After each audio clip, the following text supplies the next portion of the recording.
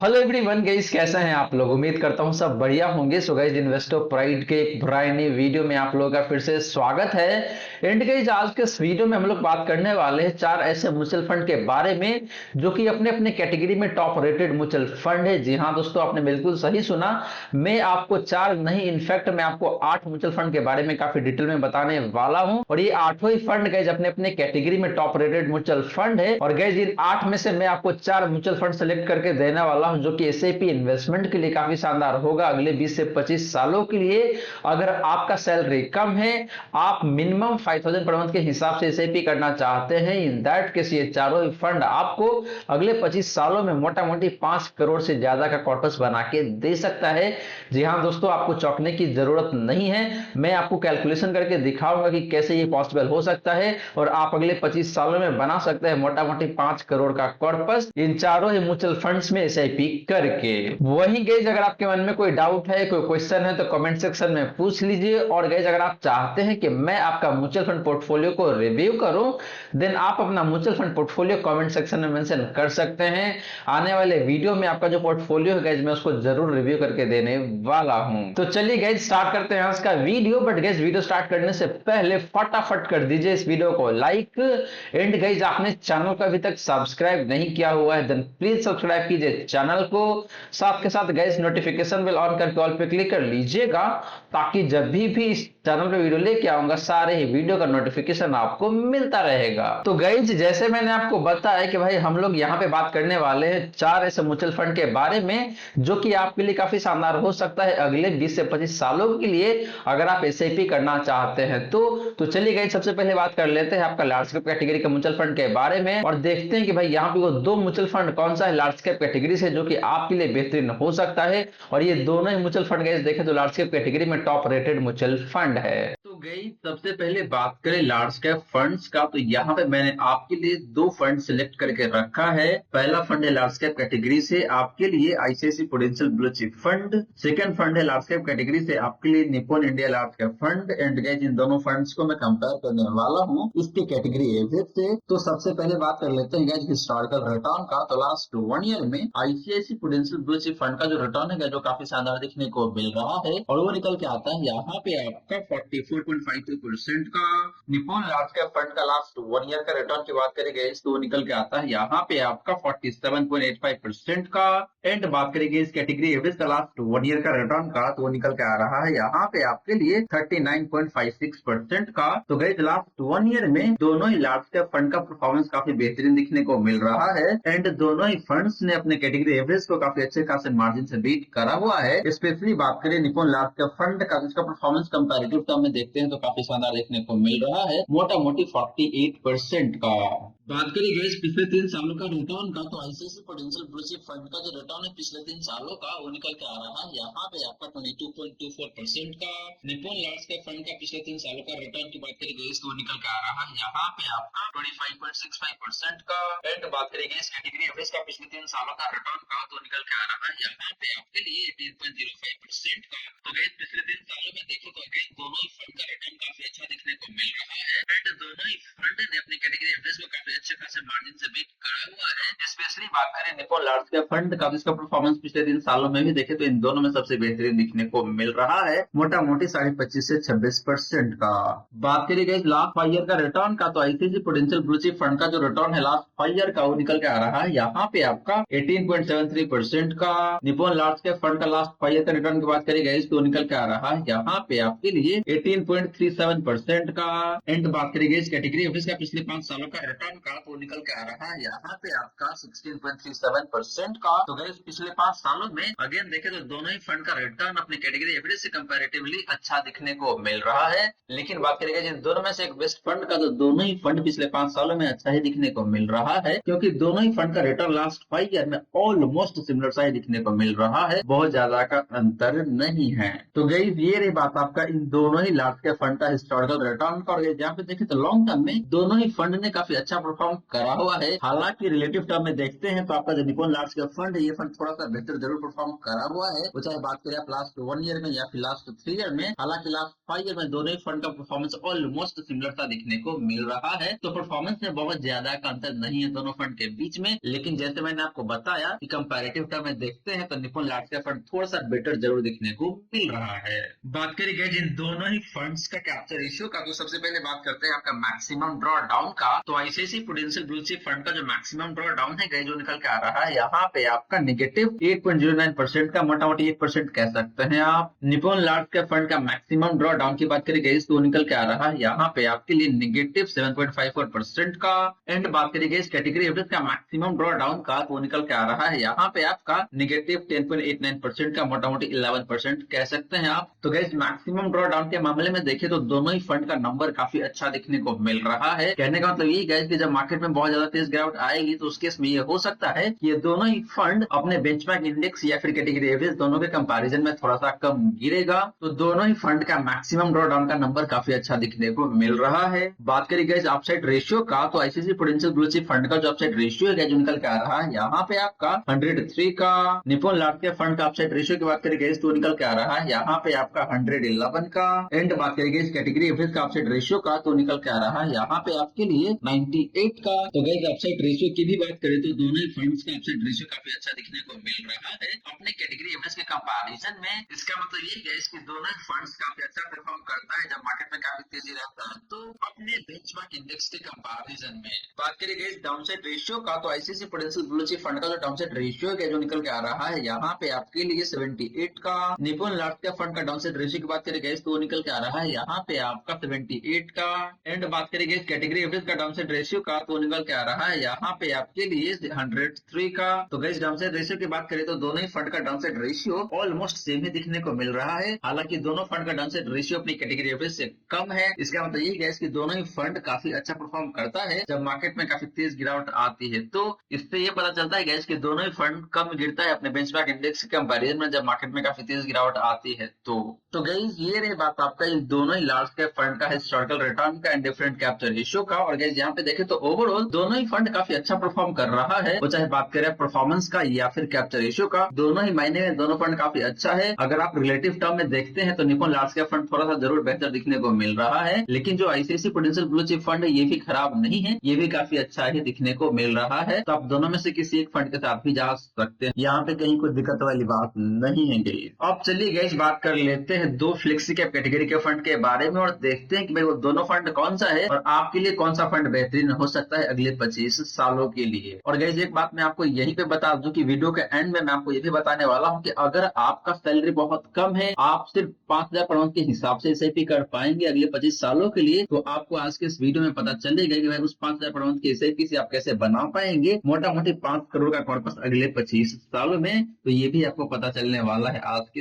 Video में, तो बने रहिएगा through out the video guys. तो गाइस बात करें फ्लेक्सी कैप फंड का, तो यहाँ पे हमने दो फंड चूज करा हुआ है जैसे मैंने आपको बताया। पहला फंड है यहाँ पे आपके लिए एचडीएफसी फ्लेक्सी कैप फंड। बात करेंगे दूसरा फ्लेक्सी कैप फंड का, तो फंड निकल के आता है यहाँ पे आपके लिए पराग पाड़ी flexi cap fund. And guys इन दोनों फंड्स को भी मैं कंपेयर करने वाला हूँ इसके कैटेगरी एवरेज से। तो सबसे पहले बात करते हैं गाइस हिस्टोरिकल रिटर्न का, तो लास्ट 1 ईयर में एचडीएफसी फ्लेक्सी कैप फंड का जो रिटर्न है जो निकल के आ रहा है यहाँ पे आपके लिए 45.68% का।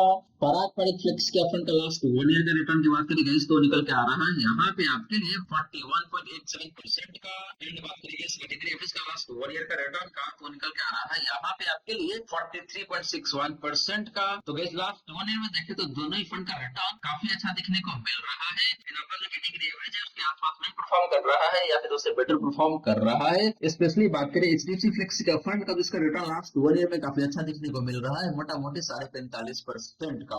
हालांकि आपका जो पराग पाड़ी फ्लेक्सी कैप फंड है ये फंड अपने कैटेगरी एवरेज से थोड़ा सा कम परफॉर्म जरूर कर रहा है। वही बात करेंगे पिछले 3 सालों का रिटर्न का, तो एचडीएफसी फ्लेक्सी कैप फंड का जो रिटर्न है पिछले 3 सालों का वो निकल के आ रहा है यहाँ पे आपके लिए 27.24% का। पराग पाड़ी फ्लेक्सी कैप फंड का पिछले 3 सालों का रिटर्न की बात करेंगे तो निकल के आ रहा है यहाँ पे आपके लिए 23.55% का। एंड बात करेंगे इस कैटेगरी एवरेज का पिछले 3 सालों का रिटर्न का, तो निकल के आ रहा है यहाँ पे आपके लिए ऑलमोस्ट 20% का। तो गाइस पिछले 3 सालों में देखे तो दोनों ही फंड में काफी अच्छा परफॉर्म परफॉर्म करा हुआ है अपने कैटेगरी एवरेज के कंपैरिजन में। लेकिन बात करें दोनों में से बेस्ट फंड का, तो फंड निकल के आ रहा है यहाँ पे आपके लिए एचडीएफसी फ्लेक्सी कैप फंड, जिसने आपको मोटा मोटी 27 या फिर कहीं से उससे थोड़ा सा ज्यादा परफॉर्म करके दिया हुआ है। बात करें लास्ट 5 ईयर का रिटर्न का, तो एचडीएफसी फ्लेक्सी कैप फंड का जो रिटर्न है लास्ट 5 ईयर का वो निकल के आ रहा है यहाँ पे आपका 19.67% का। पराग फ्लेक्सी कैप फंड का लास्ट 5 ईयर का रिटर्न की बात करेंगे तो निकल के आ रहा है यहाँ पे आपके लिए 23.84% का। एंड बात करेंगे इस कैटेगरी एवरेज का पिछले 5 सालों का रिटर्न का, तो निकल के आ रहा है यहाँ पे आपका 17.95% का। तो गैस पिछले 5 सालों में देखें तो दोनों फंड ने अगेन काफी अच्छा परफॉर्म करा हुआ है अपनी कैटेगरी एवरेज के कंपैरिजन में। स्पेशली बात करें पराग फ्लेक्सी का फंड का, तो ये फंड काफी बेहतरीन तरीके से परफॉर्म करा हुआ है लास्ट 5 ईयर में। एंड आपको मोटा मोटी 24% के आसपास का रिटर्न बना के दिया हुआ है। तो गैस ये बात आपके दोनों ही फ्लेक्सी का फंड का हिस्टोरिकल रिटर्न का। और यहाँ पे देखें तो ओवरऑल दोनों ही फंड काफी अच्छा परफॉर्म करा हुआ है। एचडीएफसी फ्लेक्स के फंड ने लास्ट 1 ईयर में एंड पिछले 3 सालों में काफी बेहतरीन परफॉर्म करा हुआ है। वही बात करें पराग फ्लेक्स का फंड का, तो ये फंड पिछले 5 सालों में काफी बेहतरीन परफॉर्म करा हुआ है एंड पिछले 3 सालों में भी रिटर्न काफी अच्छा है। हालांकि लास्ट 1 ईयर में इस फंड ने अपने कैटेगरी एवरेज को अंडर परफॉर्म करा हुआ है। वही बात करें इन दोनों ही फंड्स का कैप्चर रेशियो का, तो सबसे पहले बात करते हैं आपका मैक्सिमम ड्रॉ डाउन का। तो एचडीएफसी फ्लेक्स का फंड का जो मैक्सिमम ड्रॉ डाउन है जो निकल के आ रहा है यहाँ पे आपके लिए -5.82% का। पराग फ्लेक्स का फंड का मैक्सिमम ड्रॉ डाउन की बात करेंगे तो निकल के आ रहा है यहाँ पे आपके लिए -14.01% का। एंड बात करेंगे इस कैटेगरी एवरेज का मैक्सिमम ड्रॉ डाउन का, तो निकल के आ रहा है यहाँ पे आपके लिए -10.32% का। तो गैस मैक्सिमम ड्रॉ डाउन के मामले में देखें तो आपका जो एचडीएफसी फ्लेक्स का फंड, ये फंड काफी शानदार देखने को मिल रहा है। इस फंड का मैक्सिमम ड्रॉ डाउन मोटा मोटी 6% का है, यानी कि ये फंड रिलेटिवली कम गिरता है जब मार्केट में काफी तेज गिरावट आती है। तो वही बात करें पराग फ्लेक्स का फंड का, तो ये फंड रिलेटिवली ज्यादा गिरता है जब मार्केट में काफी तेज गिरावट आती है। तो बात करेंगे अपसाइड रेशियो का, तो एचडीएफसी फ्लेक्स का फंड का जो अपसाइड रेशियो है जो निकल के आ रहा है यहाँ पे आपके लिए 103 का। पराग फ्लेक्स का फंड का जो अपसाइड रेशियो है जो निकल के आ रहा है यहाँ पे आपके लिए 103 का ही। एंड बात करेंगे इस कैटेगरी एवरेज का अपसाइड रेशियो का, तो निकल के आ रहा है यहाँ पे आपके लिए 94 का। तो गाइस अपसाइड रेशियो के मामले में देखें तो दोनों फंड का अपसाइड रेशियो 100 के ऊपर है एंड अपने कैटेगरी एवरेज से ज्यादा दिखने को मिल रहा है। इसका मतलब ये गाइस कि दोनों ही फंड का रिटर्न काफी अच्छा रहता है जब मार्केट में काफी तेजी रहता है, तो अपने बेंचमार्क इंडेक्स के कंपैरिजन में। बात करें गाइस डाउनसाइड रेशियो का, तो एचडीएफसी फ्लेक्स का फंड का जो डाउनसाइड रेशियो है जो निकल के आ रहा है यहाँ पे आपके लिए 61 का। पराग फ्लेक्स का फंड का जो डाउनसाइड रेशियो है जो निकल के आ रहा है यहाँ पे आपके लिए 92 का। एंड बात करेंगे इस कैटेगरी एवरेज का डाउनसाइड रेशियो का, तो निकल के आ रहा है यहाँ पे आपके लिए 92 का। तो गाइस डाउनसाइड रेशियो के मामले में देखें तो यहाँ पे आपका जो एचडीएफसी फ्लेक्स का फंड है इस फंड का डाउनसाइड रेशियो कम है। इसका मतलब ये गाइस कि जब मार्केट में काफी तेज गिरावट आती है तो ये फंड कम गिरता है अपने बेंचमार्क इंडेक्स के कंपैरिजन में। तो गाइस ये रही बात आपका इन दोनों ही फ्लेक्स का फंड का हिस्टोरिकल रिटर्न का एंड डिफरेंट कैप्चर रेशियो। और गाइस यहाँ पे देखें तो मुझे ओवरऑल एचडीएफसी फ्लेक्स का फंड ज्यादा बेहतर दिखने को मिल रहा है क्योंकि इस फंड का रिटर्न काफी बेहतरीन है, वो चाहे बात करें आप लास्ट 1 ईयर का या फिर पिछले 3 सालों का। हालांकि इस फंड ने लास्ट 5 ईयर में थोड़ा सा कम परफॉर्म जरूर करा हुआ है पराग फ्लेक्स का फंड के कंपैरिजन में। लेकिन गाइस जैसे ही आप बात करते हैं कैप्चर रेशियोज का, तो यहाँ पे तीनों ही पैरामीटर पे एचडीएफसी फ्लेक्स का फंड काफी बेहतरीन दिखने को मिल रहा है, चाहे बात करें आप मैक्सिमम ड्रॉडाउन का या फिर अपसाइड रेशियो का या फिर डाउनसाइड रेशियो का। परफॉर्मेंस भी काफी शानदार है, रिस्क रेशियोज भी देखें तो काफी बेहतरीन है एचडीएफसी फ्लेक्स का फंड का। और गाइस एक बात यही भी मैं क्लैरिफाई कर दूं कि दोनों ही फंड का फंड साइज बहुत ज्यादा है। एचडीएफसी फ्लेक्स का फंड का फंड साइज मोटा मोटी 50,000 करोड़ का है। वही बात करें पराग फ्लेक्स का फंड का फंड साइज का, तो ये देखे तो मोटा मोटी 58,000 59,000 के आसपास में दिखने को मिलता है। तो दोनों ही फंड का फंड साइज काफी ज्यादा है गाइस, इस बात को आप जरूर ध्यान में रख सकते हैं। अब चलिए गाइस बात कर लेते हैं मिड कैप कैटेगरी के फंड के बारे में और देखते हैं कि भाई वो दो मिड कैप कैटेगरी का फंड कौन सा है जो कि 5 star rated mutual fund scheme है और आपके लिए काफी बेहतरीन हो सकता है अगले 25 सालों के लिए। तो गाइस बात करें मिड कैप फंड से, तो यहाँ पे दो मिड कैप फंड मैंने चूज करा हुआ है आपके लिए। पहला फंड है यहाँ पे आपके लिए क्वांट मिड कैप फंड। बात करेंगे दूसरा मिड कैप फंड का, तो फंड यहाँ पे आपके लिए Motilal Oswal mid cap fund. And guys इन दोनों फंड्स को मैं कंपेयर करने वाला हूँ इसके कैटेगरी एवरेज से। तो सबसे पहले बात कर लेते हैं गाइस हिस्टोरिकल रिटर्न का। तो लास्ट 1 ईयर में क्वांट मिड कैप फंड का जो रिटर्न है गाइस काफी बेहतरीन दिखने को मिल जाता है और वो निकल के आ रहा है यहाँ पे आपके लिए 71.06% का। Motilal Oswal mid cap fund का लास्ट 1 ईयर का रिटर्न की बात करें गाइस, ये भी काफी बेहतरीन दिखने को मिल रहा है और वो निकल के आता है यहाँ पे आपके लिए 65.12% का। एंड बात करेंगे इस कैटेगरी एवरेज का लास्ट 1 ईयर का रिटर्न का, तो निकल के आ रहा है यहाँ पे आपके लिए 54.04% का। तो गाइस लास्ट 1 ईयर में दोनों ही मिड कैप फंड का परफॉर्मेंस काफी जबरदस्त काफी जोरदार दिखने को मिल रहा है अपने कैटेगरी एवरेज के कंपैरिजन में। लेकिन बात करेंगे दोनों में से एक बेस्ट फंड का on the basis of last 1 year return, दो फंड निकल के आ रहा है यहाँ पे आपके लिए क्वांट मिड कैप फंड, जिसने आपको मोटा मोटी 71% का रिटर्न बना के दिया हुआ है लास्ट 1 ईयर में। बात करें सालों का रिटर्न का, तो क्वांट मिड कैप फंड का जो रिटर्न है पिछले 3 सालों का का वो निकल के आ रहा है यहाँ पे आपके लिए 38.2% का। Motilal Oswal mid cap fund का पिछले 3 सालों का रिटर्न की बात करेंगे तो निकल के आ रहा है यहाँ पे आपके लिए 36.83% का। एंड बात करेंगे इस कैटेगरी एवरेज का पिछले 3 सालों का रिटर्न का तो निकल के आ रहा है यहाँ पे आपके लिए 25.17% का। तो गई सिमिलर टू लास्ट 1 ईयर पिछले 3 सालों में भी देखे तो यहाँ पे दोनों मिड कैप फंड्स का रिटर्न काफी शानदार है अपनी कैटेगरी के कंपैरिजन में। स्पेशली बात करेंगे इस क्वांट मिड कैप फंड का, इस फंड ने पिछले 3 सालों में भी काफी शानदार तरीके से परफॉर्म करके दिया हुआ है एंड आपको मोटा मोटी 38% के आसपास का रिटर्न बना के दिया हुआ है। एंड आपका जो Motilal Oswal mid cap fund है इसका भी परफॉर्मेंस काफी अच्छा है दिखने को मिल रहा है, मोटा मोटी 37% का। तो दोनों फंड का जो परफॉर्मेंस है पिछले 3 सालों में इसके बीच में बहुत ज्यादा का फर्क नहीं है गाइस, दोनों फंड काफी अच्छा परफॉर्म करा हुआ है। बात करें गाइस लास्ट 5 ईयर का रिटर्न का तो क्वांट मिड का फंड का जो रिटर्न है लास्ट 5 ईयर का वो निकल के आ रहा है यहाँ पे आपके लिए 31.88% का। Motilal Oswal mid cap fund का लास्ट 5 ईयर का रिटर्न की बात करेंगे तो निकल के आ रहा है यहाँ पे आपके लिए 27.44% का। एंड बात करेंगे इस कैटेगरी एवरेज का पिछले 5 सालों का रिटर्न का तो निकल के आ रहा है यहाँ पे आपके लिए 22.68% का। तो गैस पिछले 5 सालों में भी देखे तो यहाँ पे दोनों ही फंड का रिटर्न काफी अच्छा दिखने को मिल रहा है, काफी बेहतरीन दिखने को मिल रहा है अपनी कैटेगरी के कंपैरिजन में। स्पेशली बात करें क्वांट मिड का फंड का तो इस फंड ने पिछले 5 सालों में भी काफी बेहतरीन तरीके से परफॉर्म करा हुआ है एंड आपको मोटा मोटी 32% के आसपास का रिटर्न बना के दिया हुआ है पिछले 5 सालों में भी। तो गई ये रही बात आपका इन दोनों ही मिड कैप फंड का हिस्टोरिकल रिटर्न करके, जहाँ पे देखिए तो ओवरऑल दोनों ही फंड का रिटर्न अपनी कैटेगरी के कंपैरिजन में काफी अच्छा दिखने को मिल रहा है। लेकिन बात करें इन दोनों में से एक बेस्ट फंड का on the basis of historical return तो फंड निकल के आता है यहाँ पे आपके लिए क्वांट मिड कैप फंड गई। बात करें इन दोनों ही मिड कैप फंड्स का कैप्चर रेशियो का तो सबसे पहले बात करते हैं आपका मैक्सिमम ड्रॉ डाउन का। तो क्वांट मिड कैप फंड का जो मैक्सिमम ड्रॉ डाउन है जो निकल के आ रहा है यहाँ पे आपके लिए -11.57% का। Motilal Oswal mid cap fund का जो मैक्सिमम ड्रॉ डाउन है जो निकल के आ रहा है यहाँ पे आपके लिए -8.89% का। एंड बात करेंगे इस कैटेगरी एवरेज का मैक्सिमम ड्रॉ डाउन का तो निकल के आ रहा है यहाँ पे आपके लिए -12.09% का। तो गाइस मैक्सिमम ड्रॉ डाउन के मामले में देखें तो दोनों फंड का मैक्सिमम ड्रॉ डाउन अपनी कैटेगरी एवरेज से थोड़ा सा कम ही दिखने को मिल रहा है। स्पेशली बात करें Motilal Oswal mid cap fund का तो इस फंड का मैक्सिमम ड्रॉ डाउन काफी कम है अपनी कैटेगरी के कंपैरिजन में या फिर क्वांट मिड कैप फंड के कंपैरिजन में। इसका मतलब ये गाइस कि ये फंड काफी कम गिरता है जब मार्केट में काफी तेज गिरावट आती है। तो बात करें गाइस अपसाइड रेशियो का तो क्वांट मिड कैप फंड का जो अपसाइड रेशियो है जो निकल के आ रहा है यहाँ पे आपके लिए 120 का। Motilal Oswal mid cap fund का अपसाइड रेशियो की बात करेंगे तो निकल के आ रहा है यहाँ पे आपके लिए 100 का। एंड बात करेंगे इस कैटेगरी एवरेज का अपसाइड रेशियो का तो निकल के आ रहा है यहाँ पे आपके लिए 90 का। तो गाइस अपसाइड रेशियो के मामले में देखें तो अगेन इन दोनों फंड का अपसाइड रेशियो काफी बेहतरीन दिखने को मिल रहा है अपनी कैटेगरी एवरेज के कंपैरिजन में। इसका मतलब ये है कि दोनों फंड का रिटर्न काफी अच्छा रहता है जब मार्केट में काफी तेजी रहता है तो अपने बेंचमार्क इंडेक्स के कंपैरिजन में। स्पेशली बात करें क्वांट मिड कैप फंड का तो ये फंड काफी जोरदार तरीके से परफॉर्म करता है अपने बेंचमार्क इंडेक्स के कंपैरिजन में इन बुल मार्केट गई। बात करेंगे इस डाउनसाइड रेशियो का तो क्वांट मिड कैप फंड का जो डाउनसाइड रेशियो है जो निकल के आ रहा है यहाँ पे आपके लिए